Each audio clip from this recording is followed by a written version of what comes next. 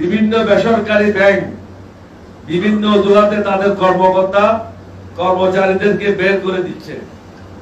যেমন এসালম, তিনি হয়তো 24 বিলিয়ন বা 30 বিলিয়ন টাকা নিয়ে বিদেশে পলায়ে গেছে। কর্মচারীদের তো একটা দোষ নাই, যদি দোষ থাকে তাদের বিরুদ্ধে এনকোয়ারি করেন, এনকোয়ারি করে তাদেরকে বরখাস্ত করেন, জেলে দেন, কারো কোনো আপত্তি নেই। কিন্তু বিনা কোনো কারণে তাদেরকে চাকরি থেকে বের করবেন, বেকার সমস্যা আরো অধিকতর বৃদ্ধি পাবে, এটা দেশের জন্য কখনো কাম্য হতে পারে না। যেখানে আমি একজন লোককে চাকরি দিতে পারছি না, যেখানে বিদেশ থেকে কোনো বিনিয়োগ আসছে না, সেখানে আমি যারা চাকরিতে আছে তাদেরকে বের করে দিচ্ছি, এটা তো ইউনূস সরকারের কাজ না। আমরা অনুরোধ করব তিনি যেন এই ব্যাপারে প্রয়োজনীয় ব্যবস্থা গ্রহণ করেন।